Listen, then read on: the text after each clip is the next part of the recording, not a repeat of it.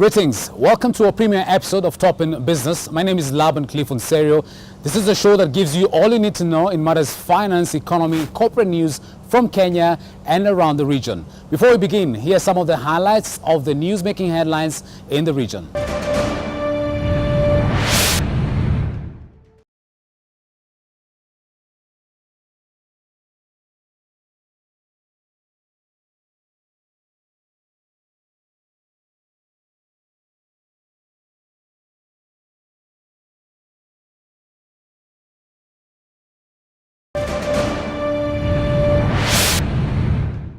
To get a deeper look into some of the conversations and the news-making headlines in the region, I had a conversation with one of the Business Daily editors, and here's how it went.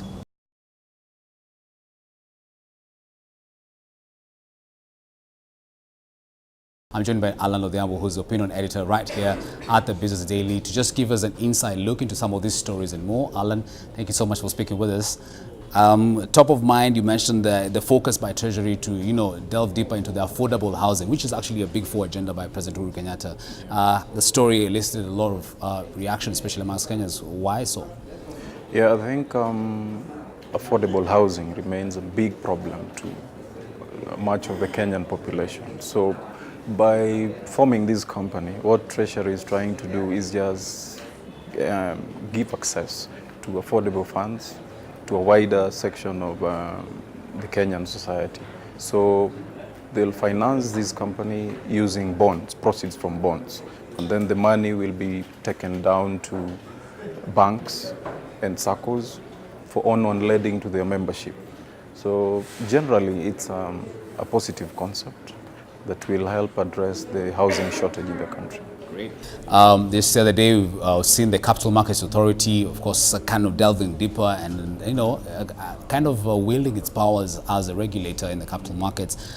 Case in point is the National Bank of Kenya, which, of course, CMA has actually come out to, call out the directors who were involved in fraud cases, such as back in 2015. What do you make of this role by CMA, and what should we witness going forward? Yeah, I think it's a good development in terms of instilling sound corporate governance in most of the institutions. Over the years we've seen directorships and management of many listed companies looting, but then nothing takes place. So it became a culture over the years where you could go in, plunder, and nothing happens to you. But now when CMA comes forward and met such punishment, it's a plus because it will be a deterrent to anyone in future who may want to go in there just to self-enrich using public resources.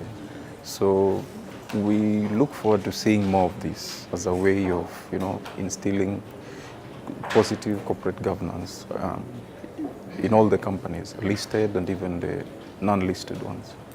Alan, there is an impending kind of move by the University of Nairobi to kind of, do away with part-time lecturers. Of course, this is in view of what, corporations are actually doing right now, which is, to tame, their overheads and extra staff costs. How do you see this impacting on kind of the impact on higher education, especially in the country right now, and even to the university in general? Yeah, if we revisit the case of the UON, I think their main concern was enrollment in the parallel programs has drastically fallen. And so economically, it makes sense to cut down on that extra workload because it would be senseless to retain that large teaching workforce with no students to teach. So I think it's just a pure case of business sense. And maybe they need now to go back to proper planning where you do like forecasts of admission versus manpower, what you require, because right now, to the unions, it looked something a bit drastic, where you just get people off the jobs all of a sudden. But with good long-term planning, I think it will be agreeable to all. You can't have so many hands with no work to do. Yes, and you have other costs that face you. How does this impact on the quality of education, especially at a time when we're talking about, Kenya's skilled workforce and, the World Bank commenting that, Kenya is ahead of its peers in the region in terms of just providing skilled labor? Quality does not necessarily come with a higher number of lecturers. Just like I said with planning, you need to look at what is our capacity in terms of admission? How many students can we take comfortably and deliver, given our facilities like laboratories, lecture halls, and then that cascades back down to the lecturers. I'm sure they've done an audit and they've seen their capacity. With the reduced numbers, they can do with a certain number without compromising on quality. So I want to believe they will not do it so drastically that it leaves them with no one to teach. Alan, so quick question. Have you filed your tax returns for 2017? Yes, sir. Well, there's this, of course, we have about 2 months to go before the deadline by the Kenya Revenue Authority, and they've actually reviewed their application saying that, Kenyans now, submitting the nil form, which everyone, would actually submit that, the nil tax returns to KRA. So a lot more concern, especially on that front. What was your experience and what do you see KRA trying to do, especially knowing that, the tax collectors are under pressure to actually meet the government targets? Yeah, I think in my experience, mine was just the normal filing and all went well.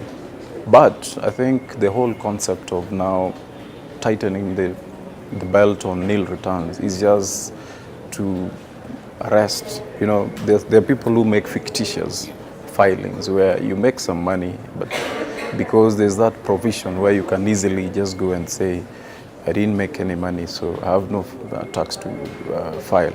I think this is a lot that is being targeted by KRA.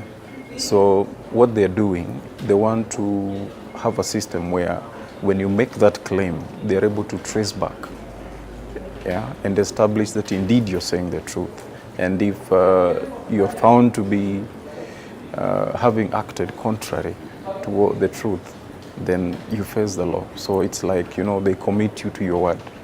That if you find that you really lied, then you know the consequences. So it's just a way of deterring people from, continuing to make those false claims. Many people do it out there.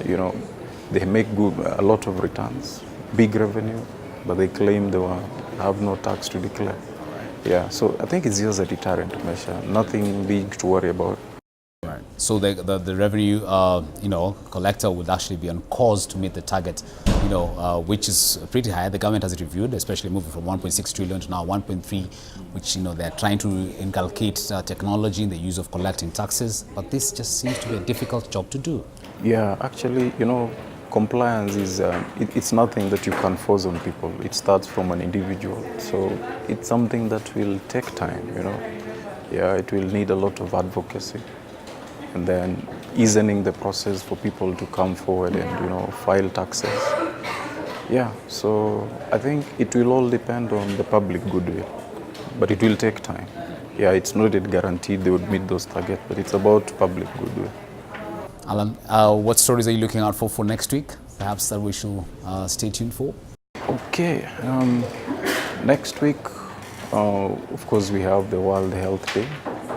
So it will be an opportunity just to reflect on where we are, what are the weak points of investment in our healthcare sector. That's on Saturday.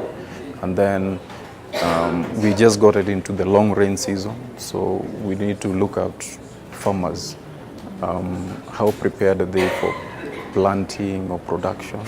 And then even the intensity of rains will also inform inflation, the cost of power, depending on how well it comes. Will the hydro dams get full?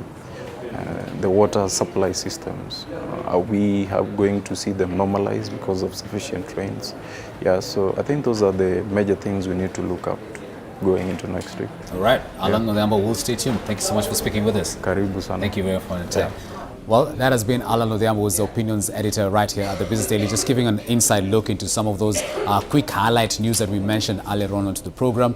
Stay tuned to Top in Business. I'm happy that he mentioned actually about access to healthcare and aid, of course, focusing on to the World Health Day.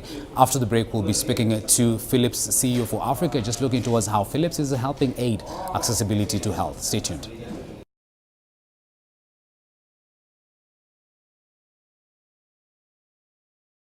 Let's take a break right now on Top in Business. When we come back, we have a conversation with the Philips CEO for Africa, just looking at how Philips is helping advance the healthcare space in the country at large.